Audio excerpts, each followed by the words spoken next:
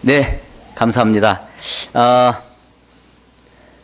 새해 첫 주입니다. 그래서 아까 말씀드린 대로 예레미야서가 주로 이 심판의 메시지, 남한국 유다의 멸망, 임박한 멸망에 대해서 말씀을 전하고 있어서 계속 그런 심판의 메시지를 전하다가 또 새해 첫 주에 좀 더 좀 우리를 회복시키는 말씀이 없을까? 라고 생각을 하다가 다른 책, 예레미야서 말고 다른 책에서 말씀을 나눌까도 생각했는데, 이왕이면 예레미야서가 선지자들의 메시지가 심판만 100% 심판만 있는 선지서는 많지 않습니다. 한두 권이 그냥 심판으로만 끝나는 나훔서, 여러분 들어보셨어요? 나훔서 이런 거는, 이런 책은 심판만으로 가득 차 있어요. 그래서 짧은 책이지만 그냥 굉장히 어두운 책이죠. 그런데 뭐 이사야서라든지 예레미야, 에스겔 많은 부분이 심판과 저들에 대한 책망의 말씀이지만 그 심판과 더불어서 구원의 메시지가 함께 있습니다. 그래서 노아의 홍수도 마찬가지죠. 물로 심판을 하셨지만 그거 100% 심판은 아니고 노아와 그의 가족들을 하나님이 구원하셨던, 방주를 허락하셨던 구원의 메시지가 그 속에 있는 것처럼 예레미야서에 나와 있는 구원의 메시지, 회복의 메시지를 오늘 이 본문 가운데 함께 나눌 수 있었으면 좋겠습니다. 자, 오늘 본문 주보 여러분 혹시 필기도구 같은 거 있으세요? 있으시면 한번 찾아서 밑줄을 한번 그어보세요. 하나님께서 말씀하셨다, 여호와의 말씀이니라, 이 한번 찾아서 그어보십시오. 제일 처음에 어디 나오세요? 예, 23절 앞에 나오죠. 하나님께서 이와 같이 말씀하시니라. 하나님께서 이와 같이 말씀하시. 첫 번째입니다. 두 번째가 27절 여호와의 말씀이니라. 세 번째 28절 끝에 여호와의 말씀이니라. 네 번째 31절 여호와의 말씀이니라. 다섯 번째 32절 끝에 여호와의 말씀이니라. 여섯 번째 33절 끝에 여호와의 말씀이니라. 일곱 번째 34절 끝에 여호와의 말씀이니라. 자, 요 본문 가운데 지금 하나님께서 이와 같이 말씀하시니라, 그 하나만 빼고 나머지는 다 여호와의 말씀이니라, 여호와의 말씀이니라. 첫 번째 거는 그냥 말하다, say라는 단어를 쓰고 있고요. 나머지는 전부 다 선언하다, declare를 쓰고 있습니다. 하나님께서 선언하십니다. 하나님이 이와 같이 말씀하시다. 그래서 하나님의 말씀, 여호와께서 말씀하시니라 라는 그 말을 사이에 두고 그 가운데 있는, 사이사이에 있는 것이 하나님의 말씀이죠. 하나님이 이렇게 말씀하셨다, 또 하나님이 이렇게 말씀하셨다, 하나님이 이렇게 말씀하셨다. 덩어리 져 있습니다. 자, 23절 맨 처음에 이렇게 시작합니다. 만군의 여호와. 하나님이 어떤 하나님이에요? 만군이라는 게 무슨 뜻인가요? 옛날 일제시대 때 일본이 중국에 세운 이 괴뢰 정부가 하나 있어요. 가장된 뭐가 있었죠? 우리 역사 잘 아시는 만주군이죠. 그거를 우리가 만군이라고도 한 적이 있어요. 만주군을 만군이라고 합니다. 여기서 만군은 뭐예요? 천군과 만군, 굉장히 많다라고 하는 뜻으로 만군이라고 하는 것을 썼는데, 우리가 만세 하면 뭐 1세, 2세, 3세, 10몇 세 이렇게 다 나이잖아요. 만세가 꼭 만을 얘기하는 것이 아니라 굉장히 많은 숫자를 이야기하는 거죠. 이 만군도 그렇습니다. 만 명의 군대라는 뜻인데, 글자는 만 명의 군대지만 이 뜻은 굉장히 많은 군대라는 뜻입니다. 그래서 이 많은 군대가 가지고 있는 힘이 많다는 거죠. 그래서 mighty, 힘 있다 하는 건데 almighty라는 겁니다. 그래서 almighty가 하십니다. 전능하신 하나님이라는 것입니다. 그것을 하나님을 이 만군의 하나님이라고 표현한 것이 언제냐면, 제일 처음에 나오는 것은 사무엘상 1장에 제일 먼저 나옵니다. 그 이전에는 하나님을 만군의 여호와라고 부르지 않았어요. 우리가 성경에서 저자를 누가 썼는지 잘 모르는 책들이 있어요. 저자 미상의 책들이 있는데 여호수아, 사사기, 사무엘상하, 열왕기상하 이 지금 손가락은 이 상하로 나눠져 있지만 이거 원래는 한 권입니다. 사무엘상하도 나누어져 있지만 원래는 한 권이에요. 그래서 여호수아, 사사기, 사무엘상하, 열왕기상하 이 네 개의 책은 작자를 몰라요. 구약성경에서. 물론 다른 것도 모르는 것도 있긴 하지만 대표적인 겁니다. 작자 미상입니다. 이 책은 역사서인데 신명기적인 역사서다. 우리가 무슨 적 하잖아요. 우리가 좀 뭘 좀 아는 척 하려면 무슨 적, 뭐 추상적 뭐 이런 거, 이 적자를 많이 써야 되는데 적자는 뭐예요? 적자는? 뭘 적자는 거예요? 이 적은 표적할 때 적입니다. 관역이죠. 표적. 그러니까 그걸 지향하는 거예요. 그래서 이 신명기 적 이렇게 적자를 붙인 신명기를 바라보고 있다는 겁니다. 역사서를 아까 말씀드린 네 권 뭐예요? 여호수아, 사사기, 사무엘상하, 열왕기상하 이 네 권은 신명기를 바라다보고 있어요. 신명기는 또 뭐냐? 신명기는 한마디로 하면 모세의 율법입니다. 모세를 통해서 전해준 율법서입니다. 율법서. 그러니까 모세의 율법은 신의 산의 10계명으로 대표되어지는데 하라 하지 마라. 너희가 이 말씀대로 하라는 말씀대로 순종하면 복을 받고 하라는 대로 하지 않으면 너희가 저주를 받는다. 그래서 율법 그 율법을 기준으로 삼아서 신명기를 바라다 보고 역사를 기록하는 것입니다. 그걸 누가 바라다 보는 거냐면 선지자들이 바라다 봅니다. 이 구약의 선지자들이 율법을 바라다 보고 왕들이 있어요. 왕들이 있는데 선지자들의 주 임무가 뭐였냐면 왕들을 견제하는 것입니다. 이 견제하는 왕을 견제하는 세력이 없으면 왕을 견제하는 그런 사람들이 없으면 왕이 그야말로 자기 멋대로 하죠. 자기 마음대로 합니다. 근데 자꾸만 옆에서 왕을 견제하는 대통령이 마음대로 하려고 하는데 언론이 자꾸만 견제를 하고 또 대통령과 여당이 마음대로 하려고 해도 야당이 자꾸만 견제를 하고 이 견제를 통해서 이루어지는 것이 뭐냐면 균형이죠. 그래서 체크 앤 밸런스라고 하는 견제와 균형이 이 사회를 건강하게 해주는 거죠. 그런데 왕정 시대입니다. 왕이 다스리는 시대에 왕 마음대로 다른 나라들은 이스라엘 말고 주변에 있는 열방에 있는 나라들은 다 왕 마음이에요. 전제 국가입니다. 왕정이죠. 그런데 이스라엘은 너희들은 그러면 안 된다. 너희들은 왕은 왕이지만 너희들은 율법 밑에 왕이다. 하나님 밑에 왕이다. 너희들은 너희 마음대로 다스리는 것이 아니라 하나님의 말씀대로. 하나님의 말씀이 뭐냐? 율법이라는 거죠. 그 율법을 집약해 놓은 것이 신명기입니다. 그래서 신명기적 역사서라고 하는 것은 그들의 역사를 신명기라고 하는 율법이라고 하는 것을 기준 삼아서 이 율법대로 살았으면 너희들이 잘 산 거고 율법을 어긋나 살면 너희들이 잘못 산 거다.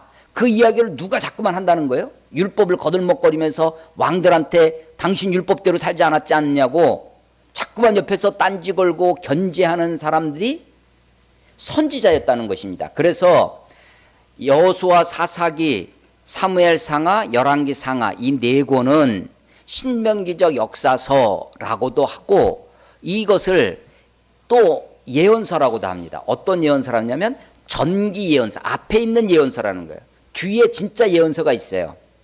이사야, 에스겔, 우리가 지금 보고 있는 예레미야 이런 것들이 예언서죠. 근데 예언서 이걸 후기 예언서라고 합니다. 후기 예언서. 이거 본격적인 예언서인데 그 예언의 말 전에 역사를 통해서 하나님의 말씀을 전하고 있죠. 자, 그래서 그렇게 선지자들이 신명기적 역사서라는 것을 쓰는데 그 신명기적 역사서의 사무엘 처음부터 창세기서부터 여호와 하나님을, 그때는 그냥 여호와입니다. 출애굽기에서 모세에게 이름을 물어보죠. 당신의 이름을 무엇이라 하면 좋겠습니까? 그랬더니 하나님이 나는 스스로 있는 자니라. 그게 여호와라는 거거든요. 야훼라는 것입니다. 그런데 거기에 앞에 만군의라는 말이 붙었어요. 이 만군의라는 말을 언제 사람들이 생각하게 되었을까?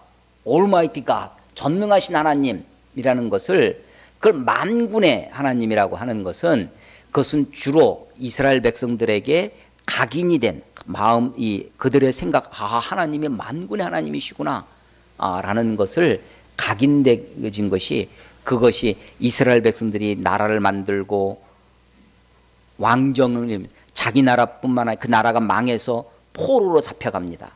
포로로 잡혀가서 지금 하나님이 어떤 하나님이었냐면 이스라엘에만 있는 하나님이라고 생각했습니다. 하나님은 예루살렘만 있다고 생각했습니다. 하나님은 성전에만 있다고 생각했어요. 거짓 선지자들이 그렇게 가르쳤거든요. 하나님이 여기 계시다, 성전에 있다 라고 하는 것입니다. 그런데 선지자들은 그렇지 않다는 거죠. 하나님은 어디에나 계신다.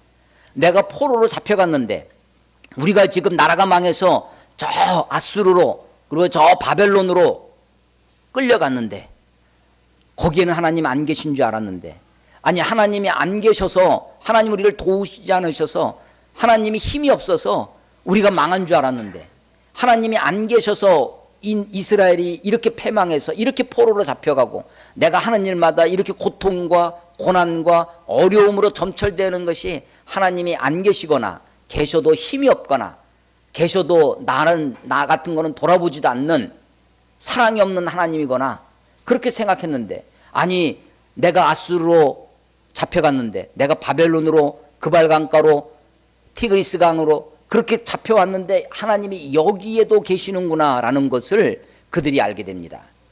그래서 학자들은 이 만군의 여호와라는 표현, 이것이 굉장히 많이 나옵니다. 구약성경에. 사무엘상 1장 3절부터 시작해서 그 이후로 수없이, 특히 어디 많이 나오냐면 선지서에 많이 나옵니다. 그러면서 이 Almighty God이라고 하는, 만군의 여호와라고 하는 고백은 이스라엘이 언제 배우는 것이냐면 사실은 포로기 때 배우는 것이다 라고 학자들은 이야기를 하고 있습니다. 만군의 여호와 이스라엘의 하나님께서, 지금 하나님을 이렇게 소개하고 있습니다. 만군의 여호와 이스라엘 하나님께서 이와 같이 말씀하시니라. 이와 같이라는 게 어디냐면 그 뒤부터입니다. 내가 그 사로잡힌 자, 사로잡혔다, 이게 포로죠. 요즘은요 IS 때문에 난민들이 막 생겨납니다. 시리아 난민, 이런 사람들이 몇백만 명씩 막 유럽에, 이 만약에 옆에 나라가 망해가지고, 예를 들어 지금 뭐 가까운 우리 북한이 갑자기 붕괴돼가지고 북한에 있는 수많은 사람이, 수백만 명이 남한으로 막 몰려 내려온다. 그럼 어떻게 되겠어요? 남한이 아마 여러 가지 문제가, 사회 혼란이 생겨날 겁니다. 물론 이득도 있겠죠. 값싼 노동력이 올 수도 있고, 만약에 중국 사람이 갑자기 몰려오면 말이 통하지 않는데 북한 사람은 말이 통하니까, 개성공단이 그런 거 아니겠어요? 그래서 시리아에서 있는 난민들이 막 흩어집니다. 유럽에. 이 옆에 있는 나라가 어떻게 했으면 좋아할까요? 싫어할까요? 이득이 아주 없는 것은 아닙니다. 그러나 대부분의 나라가 인구 과멸, 또 그 시리아 난민 가운데 IS 대원들이 숨어 있다는 거 아니에요. 그래서 굉장히 어려워하죠. 오늘날은 그렇습니다. 그런데 고대는 어떤 나라를 정복했어요. 그러면 지금은 뭐가 힘이냐면 자본이 힘이죠. 누가 자본을 많이 갖고 있느냐라고 하는 것입니다. 그런데 고대는 뭐가 힘이냐면 사람 수가 많아야 됩니다. 그러니까 어떤 나라를 정복하면 그 전쟁의 승리의 결과로 그 나라에 있는 재화, 각종 재물들을 빼앗아 오고, 또 사람들을 잡아가서 노예로 부리고 하는 것이죠. 그래서 여기서 사로잡힌 자라고 하는 것이, 아니 뭐 고대까지만 가지 않아도 우리 지금 당장 이 대동아 전쟁 일제시대 말에 1931년에 만주 사태가 일어나면서 일본이 전쟁을 확전을 했죠. 그러면서 사람 수가 모자라니까 사람들을 강제로 동원해다가 우리 조선에 있는 우리 할아버지 할머니들을 데려가다가 공장에서 일도 시키고 전쟁 노역자들, 앞에서 총 들고 싸우는 군인들만 필요한 것이 아니라 뒤에서 군수 물자를 만드는 공장에서 일하는 사람도 필요하니까, 그래서 강제 노역을 시키는 거죠. 그 강제 노역을 시킨 그 섬에다 가둬놓고 공장을 지어놓고 우리 조선 사람들을 거기서 일을 시켰단 말이에요. 그래서 다 월급 하나도 못 받고 온 강제 노동이죠. 그리고 거기서 죽습니다. 근데 그게 지금 유네스코 기념물이 된다는 거 아니에요? 일본에서 일제시대 그 2차 세계대전 때 건축물이 그대로 남아 있으니까 그런 거죠. 가까운 우리 시대에도 그런 일이 벌어졌죠. 사로잡힌 자, 포로로 잡혀가는 것입니다. 나라가 힘이 없으니까, 나라가 망했으니까 포로로 잡혀갔는데 그들이 돌아올 때, 그들을 돌아오게 할 때에 주님이 하시는 말씀입니다. 23절에 보면 내가 그 사로잡힌 자를 돌아오게 할 때, 그러니까 이것은 회복이죠. 그들을 새롭게 하는 것입니다. 이스라엘을 이제 포로로 잡혀갔다가 돌아올 때 하나님 뭐라고 하시냐? 그들이 유다 땅과 그 성읍들에서 다시 이 말을 쓰리니, 다시 이 말이 뭐예요? 그 뒤에 있는 말입니다. 곧 의로운 처소여 거룩한 산이여 여호와께서 내게 복 주시길 원하노라 할 것이며, 다시 돌아와서 뭐라고 한다는 거예요? 다시 돌아와서 의로운 처소요. 어디예요? 유다와 그 성읍들입니다. 이스라엘 땅입니다. 거룩한 산이요. 아니 그 산에서 뭐 했어요? 높은 산과 큰 나무 밑에서 우상을 숭배했었습니다. 그래서 하나님이 거기서 섬기는 아세라를, 거기서 섬기는 바알 신들 때문에 하나님이 그들을, 그러면서 성전에 와서 하나님을 예배합니다. 그러니까 한쪽에서는 우상과 한쪽에서는 성전에서 예배하고, 하나님은 여기, 당신은 여기에만 계십시오. 예루살렘 성전에 하나님을 가둬뭅니다. 그리고 성전 바깥에 나가서는, 교회 바깥에 나가서는 자기 마음대로 하는 거죠. 거기서 자기 온갖 불의를, 온갖 악을, 온갖 것들을 다 행하는 것이었습니다. 그런데 그들이 포로기 때 가서 돌아와서 다시 한다는 말이에요. 뭐라고? 의로운 처소라고. 이곳이 의롭다는 것이, 의로운 곳이라는 거죠. 그리고 거룩한 산이라고. 지금 유다 땅이 하나님이 처음에 적과 꿀이는 땅이라고, 여호수아를 통해서 가나안을 정복하고 거기를 다시 분배해서 그 땅을 하나님의 도성으로 만들어 갔었습니다. 그런데 그들이 그곳에서 바알을 섬기고 우상을 섬기면서 악을 저지르고 하나님의 율법을 망각하고 하나님을 무시하고 살아갔던 것이죠. 그런데 그 포로기를 통해서, 이 포로기 70년의 포로기를 통해서 이스라엘 역사 가운데 아주 획기적인 일이 벌어집니다. 그것이 뭐냐면 우상이 척결되어진다는 것입니다.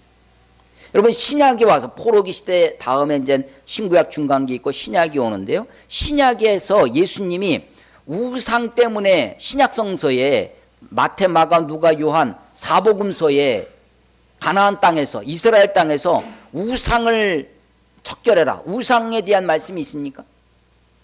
없죠. 신약에 와서는 더 이상 이스라엘 땅에서 우상이 문제가 되지 않습니다.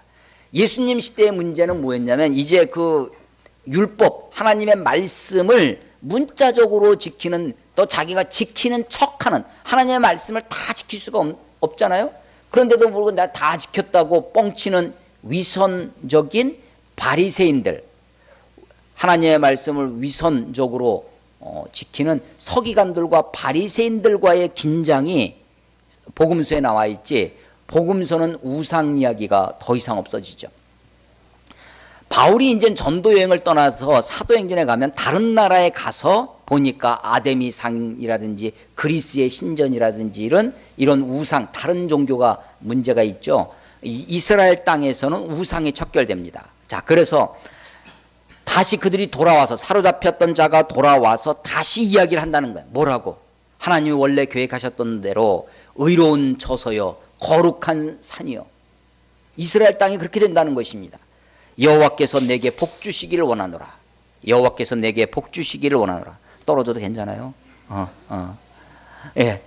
자, 유다와 그 모든 성읍의 농부와 양떼를 인도하는 자가 거기에 함께 살리니. 자, 하나님이 이스라엘 땅에 그 유다 땅에 복 주시는 것이 어떻게 나타나느냐? 하나님의 복, 회복된 복이 무엇이냐면 24절에 나와요. 그것이 뭐냐면 공생입니다. 공생 뭐예요? 함께 사는 거죠. live together입니다. 함께 사는 겁니다. 하나님의 복이 누구와 함께 사는 것이냐면 그곳에서 유다와 그 모든 성읍에 농부와 양떼를 인도하는 자, 양떼를 끌고 여기저기 다니는 사람들이 있어요. move about입니다. 그렇게 돌아다니는 사람들, 그러니까 이 사람들은 다 어떤 사람이냐면 평범한 사람들입니다. 그냥 민초들입니다. 민중들입니다. 그냥 백성들입니다. 이 사람들이 유다의 불의에 가득 찼을 땐 누구만 살았냐면 왕들, 귀족들, 가진 사람들만 잘 살았습니다. 사람들은 다른 사람들은 착취와 억압 속에 불의가 창궐해서 고통 속에 있었습니다. 그런데 하나님이 이스라엘을 망하게 하시고 그들을 포로로 가져다가 거기서 고생하면서 그들이 반성을 하는 거죠. 다시 돌아옵니다. 다시 돌아와서 의로운 처소요 거룩한 산이요 하나님이 내게 복 주시길 원하노라. 하나님이 이 땅을 복 주시길 원합니다. 라고. 그 복이 어떻게 실현되느냐?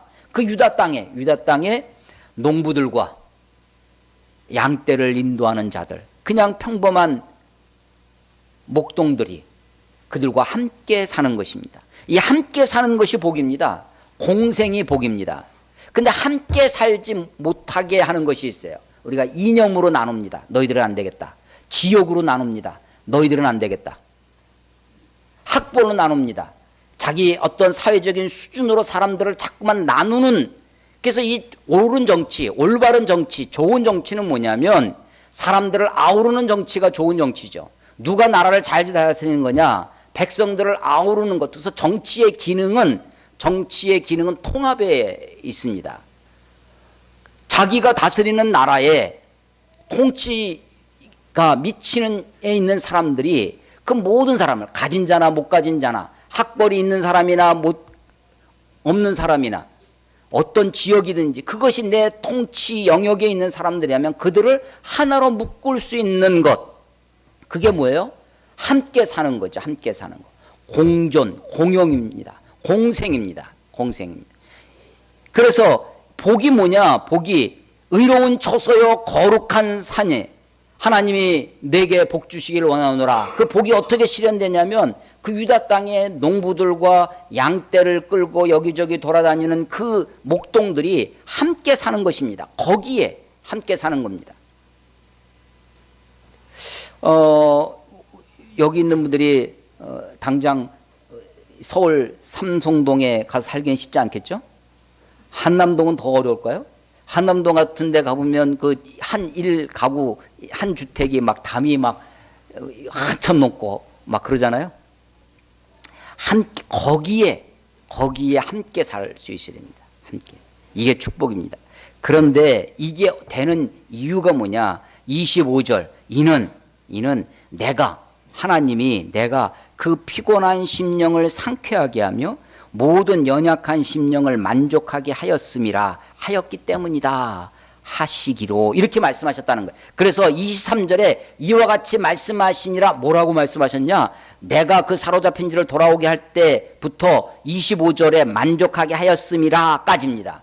그렇게 하시기로, 그렇게 말씀하셔서 그 말씀을 듣는 선지자가, 예레미야가 26절 내가 깨어보니 내 잠이 달았더라. 이 잠은요, 선지자의 이 잠은 계시를 받는 것을 잠이라고 표현한 겁니다. 이 말씀을 받는데 그 전에는요 말씀이 씁니다. 잠이, 계시를 받는데 선지자가 고통스러워요. 힘이 들어요. 그래서 맨날 하나님 앞에 눈물로, 그래서 별명이 눈물의 선지자잖아요. 그런데 이 예언은 회복의 메시지예요. 나라를 새롭게 해주겠다는 겁니다. 돌아오겠다는 겁니다. 그래서 내가 깨어보니까 26절에 내가 깨어보니, 이건 선지자입니다. 예레미야입니다. 예레미야가 그 뒤에 또 깨는 이야기가 있어요. 잠을 깨세요? 이 뒤에 깨는 거는 누가 깨는 거냐면 하나님이 깨시는 거예요.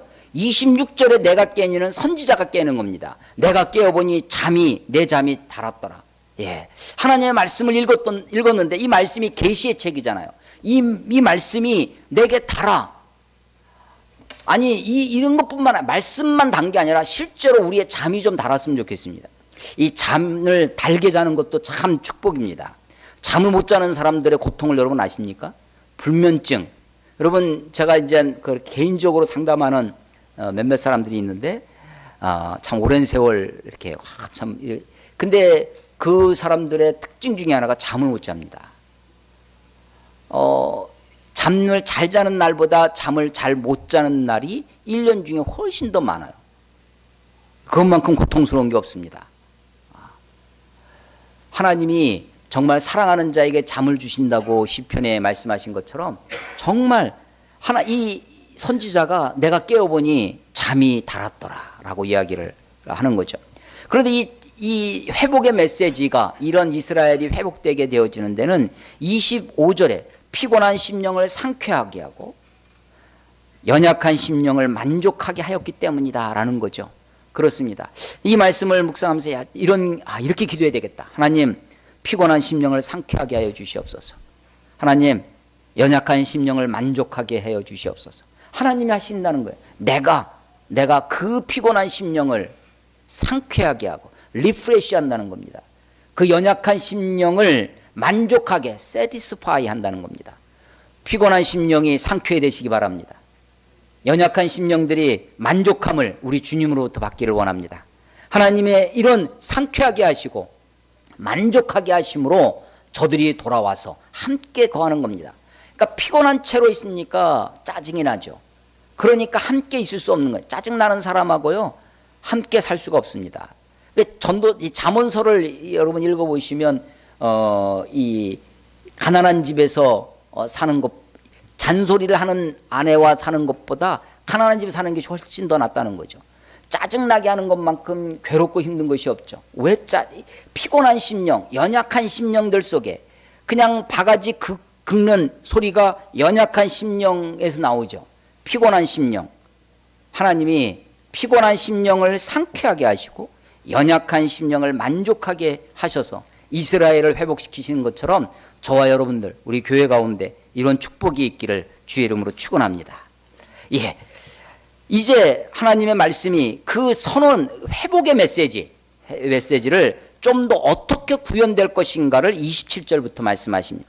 27절 여호와의 말씀이니라. 보라, 내가 사람의 씨와 짐승의 씨를 이스라엘 집과 유다 집에 뿌릴 날이 이르리니. 날이 이르겠다라는 거예요. 그러니까 아직 회복이 되지 않고 선지자가 이 회복의 메시지를 날이 이를 것이다. 그 날이 올 것이다. The days are coming입니다. 날이 오고 있다는 겁니다. 이 말은 뒤에 또 나옵니다. 31절에 여호와의 말씀이니라. 보라, 날이 이르리니 The time is coming입니다. 오고 있어요. 날이 오고 있습니다. 자, 27절에 날은 어떤 날이냐면 뿌릴 날입니다. 뭘 뿌린다고 그래요? 사람의 씨와 짐승의 씨를 뿌린답니다. 사람의 씨, 이게 자손입니다. 사람의 자손, 짐승들의 자손을 어디에 뿌리냐면 이스라엘 집과 유다 집에 뿌립니다. 그런데 그 씨앗은요, 씨앗을 보아서는 이게 살아있는 씨앗인지 죽은 씨앗인지 씨앗만 가지고는 다 알 수 없죠. 두고 지켜봐야 됩니다. 그리고 어떤 씨앗은 이게 사람의 씨앗인지 짐승의 씨앗인지 우리는 알죠.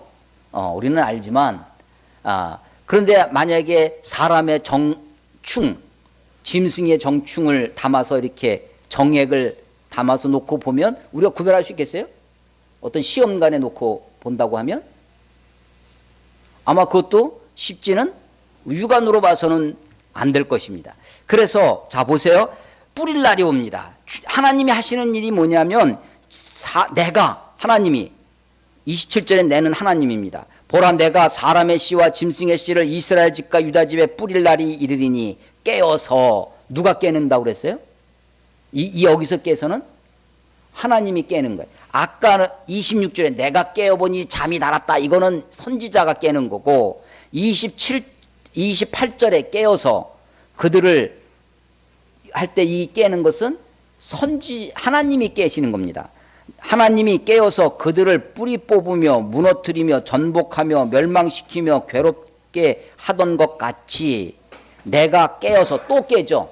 앞에 깨어서는요, 과거형이에요. 이 깨어서가요. 앞에는 잠에서 깨어는 awake인데 뒤에서의 이 깨어서는 하나님이 깨어나는 거는 watch 보는 거죠. watch over입니다. 잘 보는 겁니다. 우리말로는 이거를 감찰하다. 하나님이 저놈들 잘하나 못하나 하나님의 불꽃 같은 눈동자로 감찰하신다. 자세히 들여다보는 거 있죠. 하나님이 그들을 감시하듯이 보는 거예요. 건성으로 보지 아니하시고 여기 그래서 28절에 깨어서는 하나님이 지금 씨를 뿌렸어요. 근데 이 씨가 제대로 된 씨인지 사람의 씨인지 짐승의 씨인지 하나님이 어떻게 하신다는 거예요? 깨어 보겠다는 겁니다. 깨어 봤더니 앞에 깨어서는 과거형이에요. 내가 깨어서 봤더니 저들이 온갖 허튼 것이었습니다. 잘못된 것이었어요. 짐승의 씨앗 같은 거였습니다. 그래서 하나님 어떻게 해요? 뿌리를 뽑으며 그걸 씨앗이 난 걸 봤더니 이건 잘못된 거네 하니까 어떻게 해요? 뿌리를 위로 향하게 하는 거예요. 업루트입니다. 뿌리를 뽑아버리는 겁니다. 무너뜨리며 전복 오버스로우입니다. 뒤로 던져버리는 거예요. 오버스로우입니다. 전복시켜 전복 뒤집히는 겁니다. 전복하며 멸망시키며 디스트로이입니다. 괴롭게 하던 것 같이 그렇게 했던 것 같이 내가 깨어서 앞에 깨어서는 과거형이라고 그랬어요. 하나님이 지금 저들을 뿌리를 뽑아버립니다. 저들을 그냥 무너뜨리고 전복 뒤집어버리고 괴롭히고 막 하는 것이에요. 그랬던 것처럼 내가 깨어서 이때 깨어서는 I will watch over입니다. 미래입니다. 내가 저들을 잘 지켜봐서 저들을 내가 감찰하다. 이 보시는 게요. 감찰하는 게 봐서 심판도 하시지만 감찰하고 저들을 도와주기도 하십니다. 그래서 뒤에 깨어서는 I will watch입니다. 내가 다 저들을 잘 돌보아서 그들을 세우며 심으리라 라고 하는 것입니다. 자, 그날이 오고 있습니다. 앞에서 만군의 여호와가 말씀하시는 것은 이제 의로운 처소 거룩한 산으로 회복되어집니다. 하나님의 복을 빕니다. 여호와께서 내게 복 주시길 원하노라. 그 복이 어떻게 실현되냐면 그 땅에서 함께 모든 사람들이 함께 살게 되는 것이라는 거죠. 그것이 실현되는 날이 있어요. 그 날이 옵니다. 그 날을 위해서 하나님이 씨앗을 뿌리십니다. 하나님의 사역은 어떻게 되어지냐면 씨를 뿌리는 일로 되어집니다. 씨를 뿌리는. 우리가 하나님의 일에 동참하려면 씨를 뿌리는 일에 열심히 해야 됩니다. 하나님이 이스라엘을 구원하시기 위해서 고통 중에 있는 애굽에서 고통 중에 있는 이스라엘 백성들을 구원하시기 위해 모세라고 하는 한 어린아이를 심으셨습니다. 씨앗을 뿌리는 거죠. 우리는 그 결과가 어떻게 나오는지 당장은 볼 수 없습니다. 우리가 해야 할 일, 하나님의 일에 동참하는 일, 씨를 뿌리는 겁니다. 그 하나님이 그리고 나서 우리를 지켜보십니다. 감찰하십니다. 우리를 주의 깊게 보십니다. 그래서 우리가 잘못되면 그것을 뿌리를 뽑고 무너뜨리고 전복시키시고 멸망시키시고 하시는 거죠. 그런 것처럼 그와 같이 내가 너희들을 잘 지켜볼 텐데 내가 너희들을 심으며 세우며 심으리라 라고 말씀하고 있는 것입니다. 이게 여호와의 말씀입니다. 그때 29절 그렇게 하실 때 그들이 말하기를 하나님이 지금 어떻게 하냐면 뽑고 뿌리 뽑고 전복시키고 막 무너뜨렸던 그들을 다시 세우고 다시 심는 그때입니다. 그들이 말하기를 뭐라고 말하느냐 29절 아버지가 신포도를 먹었으므로 아들이 이같이다 하지 아니하겠고 예. 이 말 아버지가 신포도를 먹었으므로 아들들의 이같이다. 이게 그 당시 이스라엘의 속담입니다. 이게 무슨 얘기냐면요. 아버지가 내가 신포도를 먹었어요. 먹기는 내가 먹었는데 아들들이 이같이다는 거예요. 요즘 나오는 이야기는 뭐예요? 이와 비슷한 얘기가 흙수저, 금수저 이야기죠. 이게 유전된다는 것입니다. 대물림 되어진다라고 하는 거예요. 내가 살아가고 있는 이 삶에 지금 내가 지금 삶을 살아가고 있는 이게 다 누구 탓이에요? 조상 탓입니다. 내가 이렇게 하는 거 다 우리 물려받은 거라고 하는 거죠. 그런데 하나님의 심판은 그렇지 않다는 것입니다. 하나님의 심판은 물론 우리는 이 사회는요. 우리 사회는 사회적인 연대성 속에 살고 있습니다. 우리 아버지가 마약하고 술 취해가지고 막 하고 혹은 뭐 범법자가 돼서 맨날 교도소만 하는 그런 집에서 태어난 아이가 이 세상에서 온전하게 살아가기가 쉽진 않겠죠. 굉장히 어려울 것입니다. 그래서 그 아버지가 만든 사회적인 환경, 가정 형편 속에서 그 아이가 살아가죠. 그래서 그런 삶의 무게와 삶의 어려움이 그 아이에게 그대로 묻어날 것입니다. 사회는 그래요. 세상은 이런 사회적인 환경, 가정 형편 이런 것들에 우리 영향을 받습니다. 그래서 사회 환경도 사회적인 제도도 고치고 개선해야 되겠죠. 그걸 노력을 해야 될 것입니다. 그런데 하나님의 구원, 하나님의 심판은 그렇지 않습니다. 아버지가 신포도를 먹었다고 아들 이가 시다, 이게 속담인데 세상 사람들은 흙수저가, 네가 그렇게 사는 건 흙수저 때문이다, 네가 그렇게 사는 것은 제가 저렇게 사는 거는 부모 잘 만나서 저렇게 사는 거지 지가 뭐 한 거 있어? 우리 세상은 그렇게 얘기합니다. 근데 하나님은 그렇지 않다는 겁니다. 하나님의 심판은 아버지가 신포도를 먹었다고 아들이 이가 시다 이런 말을 다시는 하지 마라 라는 것입니다. 다시는 하지 아니하겠고 라는 겁니다. 놀라운 겁니다. 더 이상 말하지 않는다는 겁니다. 신포도를 먹는 자마다 그의 이가 신 것 같이, 신포도를 먹으면 자기 이가 신 거죠. 그런 것처럼 누구나 자기의 죄악으로 말미암아 죽으리라. 그렇습니다. 우리가 지옥 가는 것은 누구 때문이에요? 자기 때문입니다. 자기 때문이에요. 아니, 원죄라고 배웠는데 원죄는 뭐예요? 물려받은 죄, 근원적인 죄 때문에 내가 죄인이어서 죄를 범하는 것이다, 혹은 죄를 범해서 죄인이다. 비슷한 말 같아요? 조금 다릅니다. 아주 중요한 차이가 있어요. 성경이 모든 사람이 죄인이어서 하나님의 영광에 이르지 못하더니 이렇게 되어 있습니까? 아니면 모든 사람이 죄를 범하였음에 하나님의 영광에 이르지 못하더니 라고 되어 있습니까? 앞에 거에 뒤에 거요? 예, 모든 사람이 죄를 범하여서, 죄를 범해서 하나님의 영광에 이르지 못한다는 것입니다. 저와 여러분이 죄를 범해서 저와 여러분이 하나님을 하나님으로 여기지 않는 것, 이게 죄라는 것입니다. 죄에 대하라 하면 저희가 나를 믿지 아니하며 믿지 않는 것이 죄라는 것입니다. 불신이 죄라는 것이죠. 하나님과 우리와의 근본적인 죄입니다. 자, 그래서 누구나 자기의 죄악으로 말미암아 죽는 것입니다. 자기 죄값을 받는 것입니다. 자기 몫이에요. 아버지가 이 죄인이기 때문에 내가 죄인 되는 것이 아닙니다. 여러분, 이제 예레미야서, 에스겔서 이 선지자들의 계속적인 메시지가 뭐냐면 이 신앙을 개인주의와 개별화시킵니다. 그 전에는 다 어떻게 했냐면 내가 아브라함의 자손이니까, 내가 할례 받은 백성이니까, 내가 이스라엘 백성이니까 나는 하나님의 백성이고 언약의 백성이고 나는 구원받았다라고 생각하는 것이 유대인들이었습니다. 아버지가 신포도를 먹었는데 내가 이가 시다는 거죠. 그런데 선지자들의 메시지는 뭐냐면 그게 아니다. 아버지가 신포도를 먹었으면 그 사람만 이가 신 거다. 포도를 먹는 그 사람의 이만 신 거지 각자가 자기 죄로 말미암아.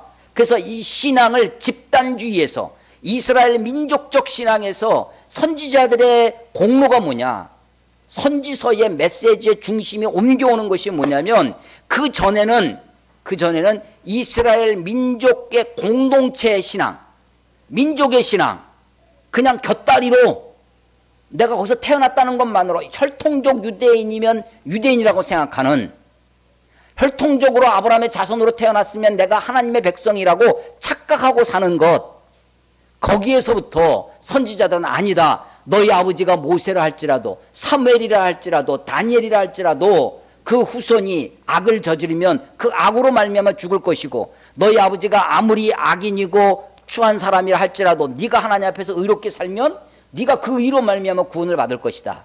신앙이 어떻게 돼요? 집단, 공동체적인 신앙에서 개인적인 신앙으로, 하나님의 구원과 심판은 개인적으로 이루어진다고 라고 하는 것이죠.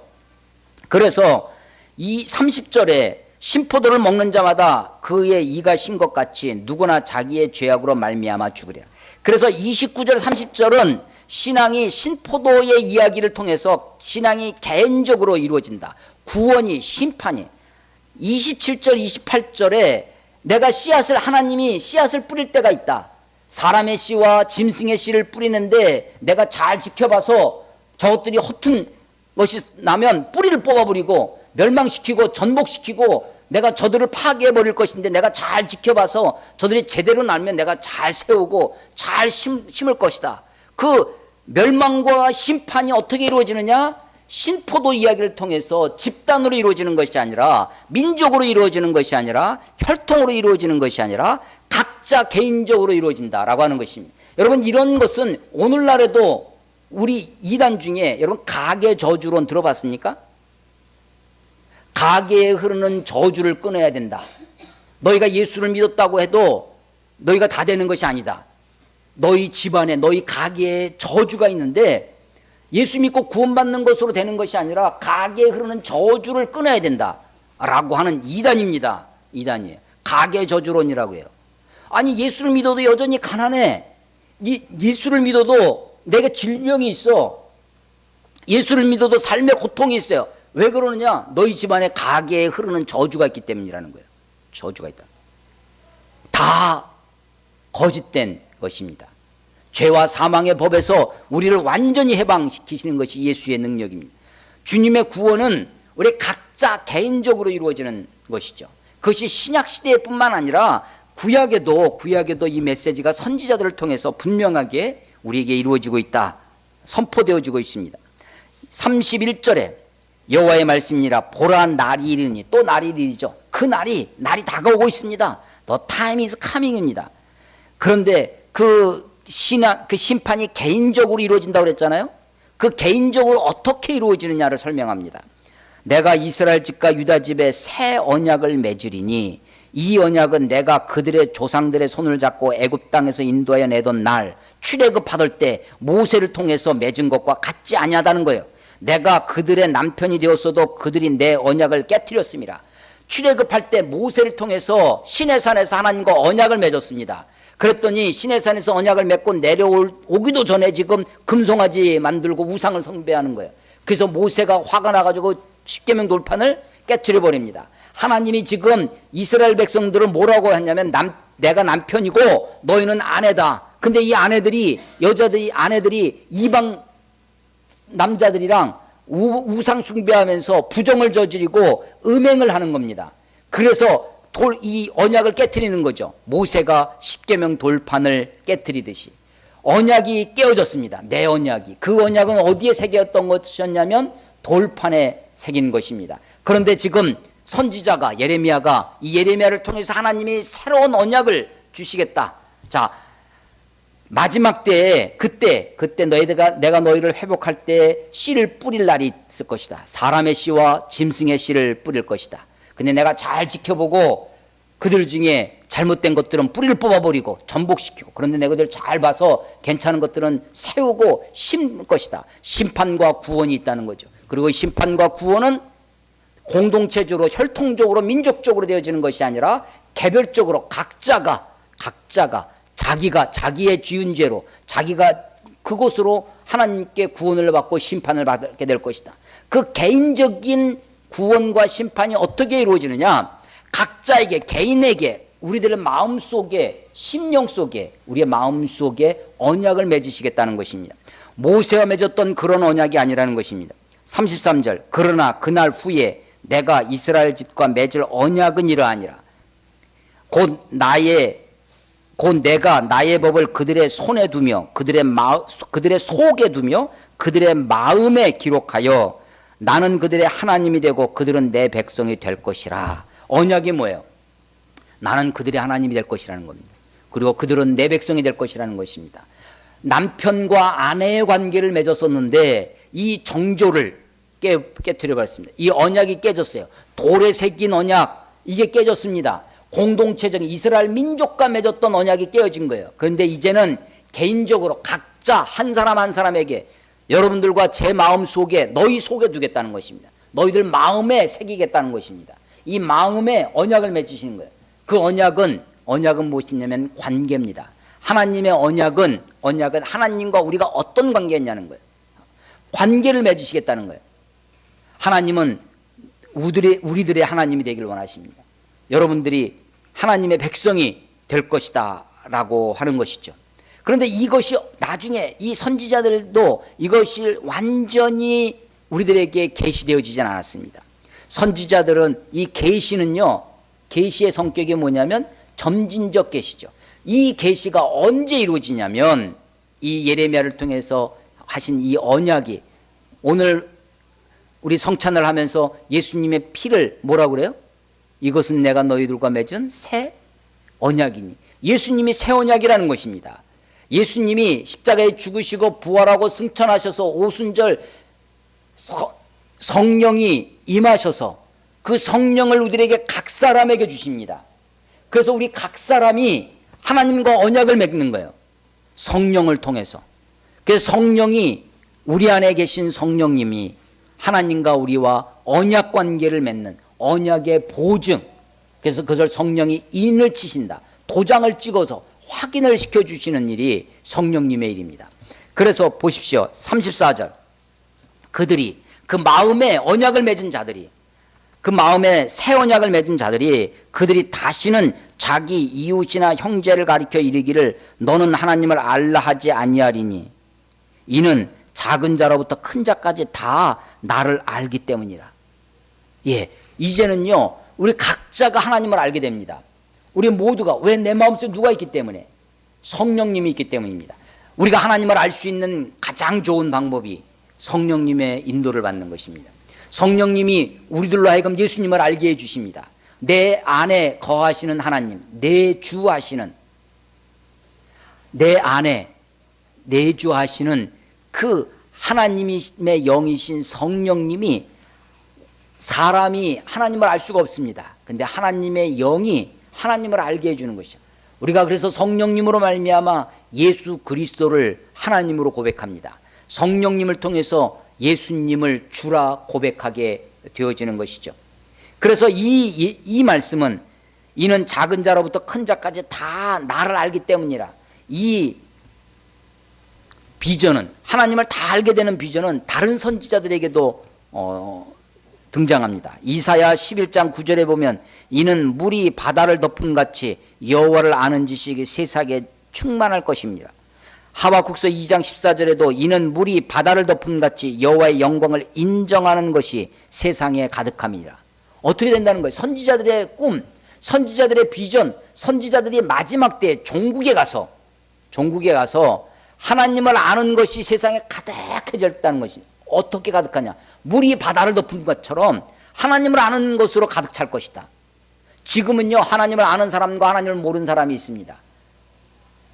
그런데 마지막 때가 되면, 주님의 심판이 이루어지면, 그날이 오면 그래서 구약의 선지자들이 가리키는 그날이 도대체 어느 날이냐? 포로에서 돌아오는 그날이냐? 혹은 예수님이 오시는 그때인가? 아니면 재림 예수님이 오시는 그때인가?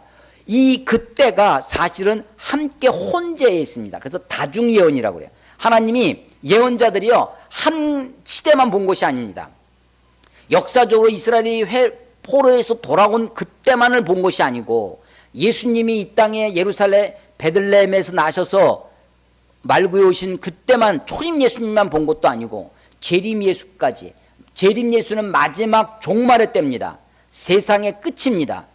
그래서 이 말씀이 그때가 언젠지 확실하지 않지만 섞여 있습니다. 다중예언이에요. 다중예언. 그래서 그때가 되면 하나님을 알라, 너는 여호와를 알아라. 34절에 너는 여호와를 알라, 이렇게 말할 필요가 없다는 것입니다. 지금은 우리가 거울을 보는 것처럼 희미하지만 그때는 얼굴과 얼굴을 마주 보게 될 것입니다.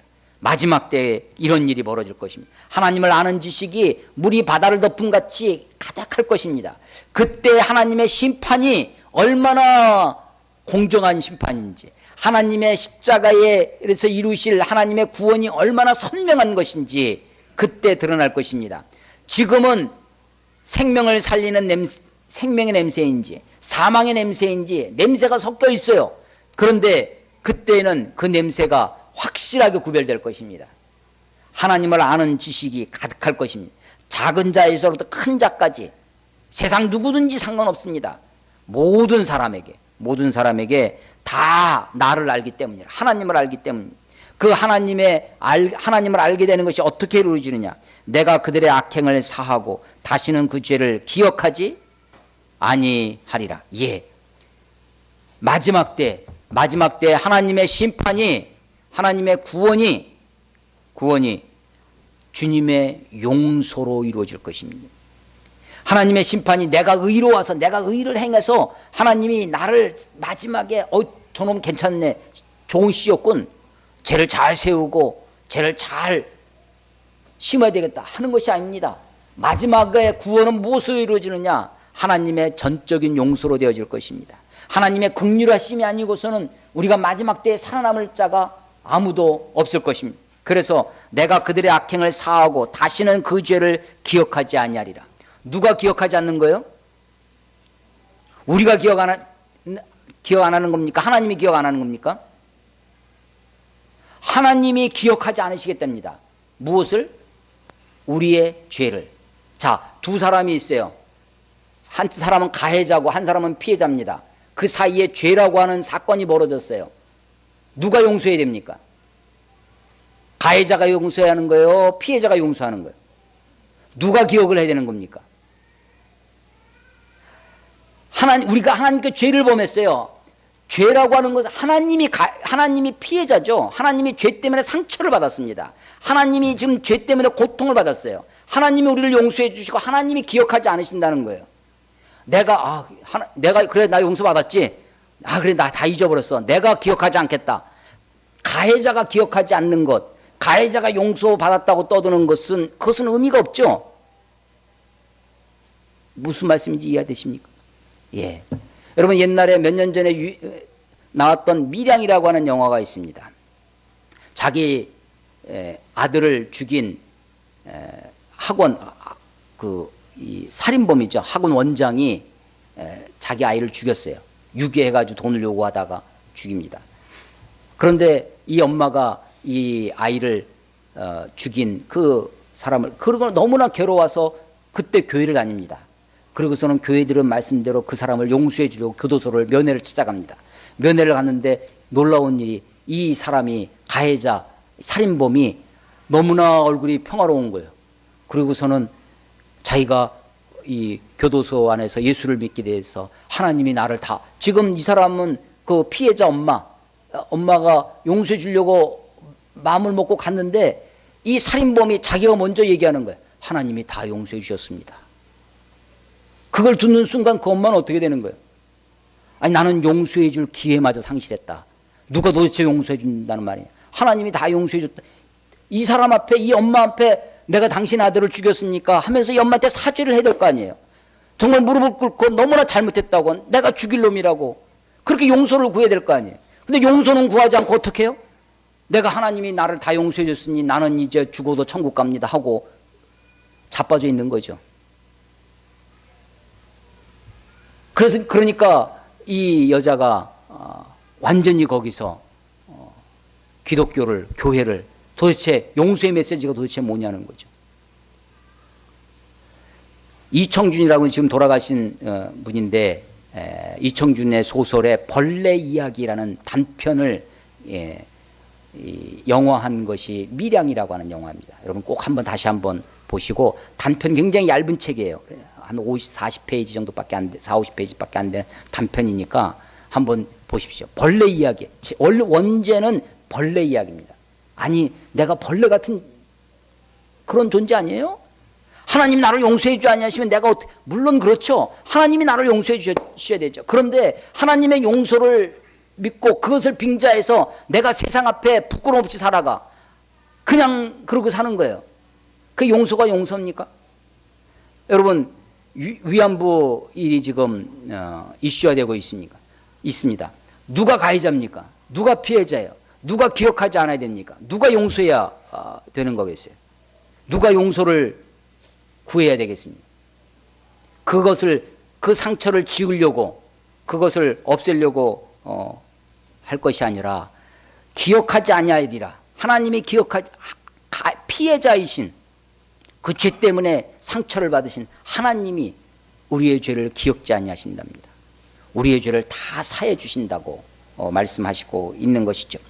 이것이 이스라엘 백성들에게 예레미야가 이제 나라의 멸망을 목전에 두고 심판의 메시지를 전하다가 마지막에 다시 한번 하나님이 그들을 회복시키실 때를 소망하게 됩니다. 그리고 그 메시지를 받아요. 여러분, 이 본문 가운데 여호와의 말씀이니라, 여호와의 말씀이니라, 하나님께서 이렇게 선언하셨다, 하나님이 선언하셨다, 하나님이 선언하셨다 라는 메시지가 흐르고 있습니다. 그들이 온갖 죄악으로 더럽혔던 이스라엘 땅이 의로운 처소, 거룩한 산이 될 것이라고, 하나님의 축복이, 하나님 저들을 축복해 주시옵소서라고 복 내려달라고 하나님의 복이 실현 회복되어집니다. 하나님의 회복이 어떻게 돼요? 복이 함께 사는 겁니다. 농부들과 양떼를 인도하는 자들과 평범한 사람들, 저와 여러분들과 같은 평범한 사람들이 함께 서로 마음을 모으고 함께 서로 살 수 있는 세상, 그게 복된 세상입니다.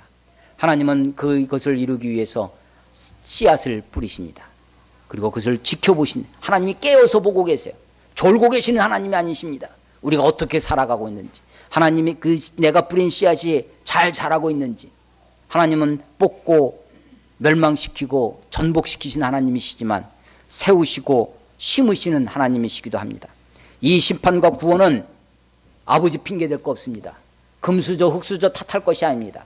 하나님의 심판은 각자 개인에게, 여러분 한 사람 한 사람에게 이루어지는 것입니다. 그게 어떻게 이루어져요? 새 언약으로 이루어진다는 것입니다. 그 새 언약은 뭐예요?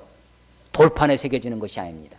여러분들의 심령 속에, 여러분의 마음 속에 각자에게 이루어집니다. 그런데 사실은 나도 언약을 깨트린 자입니다. 하나님 앞에 신실하게 못 살아요. 오로지 하나님의 용서가 있어야 됩니다. 하나님이 우리의 죄를 기억하지 아니하시는 하나님의 사죄가 있어야 됩니다. 그 사죄는 무엇으로 됩니까? 오로지 예수 그리스도의 빛밖에 없습니다. 주님을 의지하고 주님 앞에 살아가실 때 하나님의 은혜가 넘쳐나실 것입니다. 지금은 우리가 거울을 보는 것처럼 희미하지만 그때는 얼굴과 얼굴을 마주보고 확연하게 알게 될 것입니다. 물이 바다를 덮음같이 하나님을 아는 지식이 편만해지는 그날을 소망합니다. 기도하겠습니다. 하나님, 은혜를 감사합니다. 새해 첫 주일을 주님 앞에 드립니다. 하나님 앞에 나와 예배합니다. 말씀을 들었습니다. 하나님, 이스라엘 백성들을 회복하실 그때를 소망합니다. 하나님, 이 말씀은 다시 오실 예수 그리스도 역사의 종국의 마지막에 주님이 이루실 그 땅을 우리로 하여금 그때를 다시 한번 소망하게 하시니 감사합니다. 하나님, 우리의 피곤한 심령을 상쾌하게 하여 주시옵소서. 하나님, 우리의 연약한 심령을 만족시켜 주시옵소서. 우리의 온갖 죄와 허물을 예수 그리스도의 피로 다 씻기시고 우리의 죄를 당신의 등 뒤로 던지시고 우리의 죄를 기억지 아니하시옵소서. 우리를 당신의 백성 주의 자녀로 삼으시옵소서. 이 언약, 이 새로운 언약을 우리의 마음에 새기고 돌아갑니다. 우리 안에 주께서 하나님이 되어 주시옵소서. 예수 그리스도의 이름으로 감사하며 기도드렸사옵나이다. 아멘.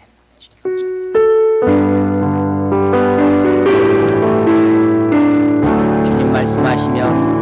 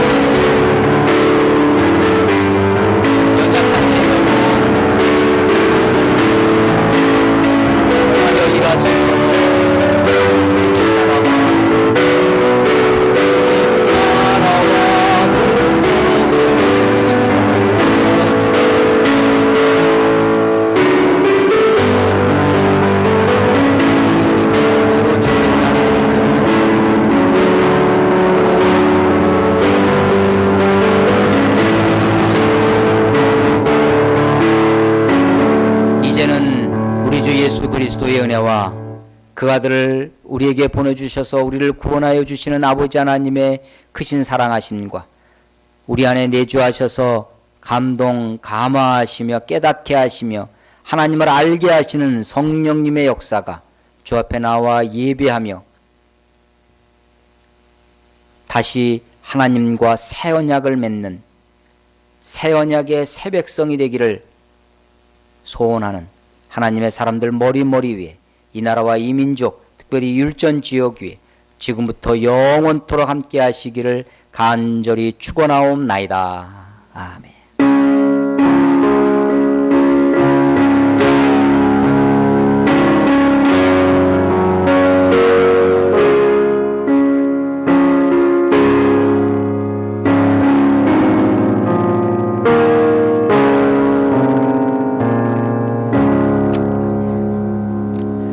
예, 감사합니다. 우리 식사하시고 우리 교제하시고 우리 장년부들 우리 집사님들은 우리 집사회의 하도록 식사하시고 하도록 하겠습니다. 예, 수고들 하셨습니다.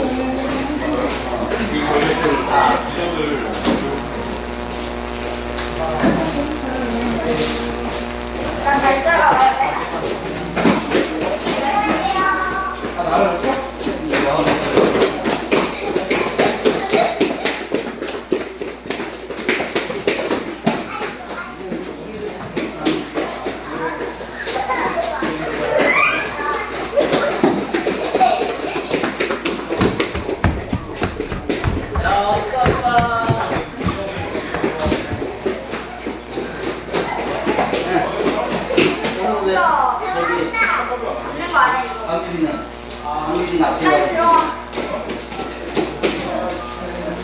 이제 보러 갈 건데? 빨리. 들어가. 내가 가자. 손들어? 빨리 와. 오늘 완전 영광이었어요. 너 지하라 그럴까? 날씨 이제 수원에 교회인데 교회 이제 끝났으니 올라가서 그 가서 나시나 나올 수 있어. 이제 올라가서 그것만 되잖아.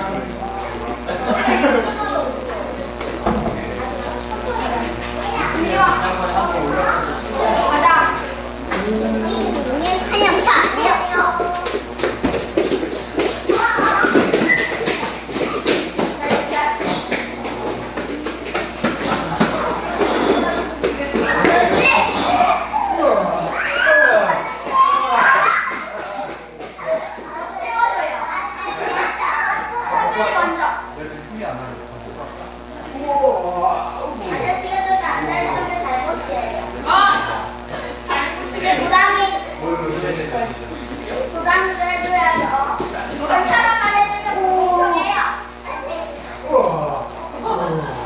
다시 아인이에요.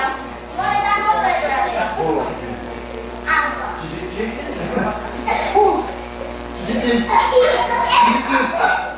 하여튼 이거는 뜨거울 때까지 아니면 우리가 밥을 먹으러 갔나? 아, 빨리 선택해 해줘요. 안 해주는 게 나임이라고 생각해요.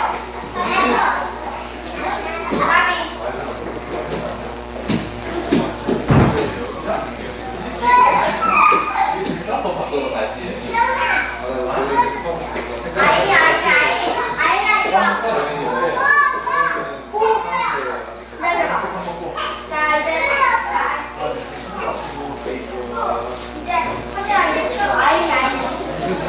아니 하나 더 있는 거야?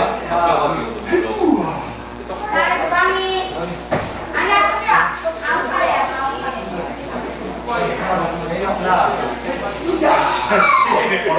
운동 가는 날로. 운동. 아이나. 두개 넣지. 왼쪽 하나, 둘, 셋. 부담이. 왜 했는데 때리는 거야? 하나, 둘, 셋. 했었는데. 아이게. 했잖아. 또 해야죠. 밥 먹고 왔어.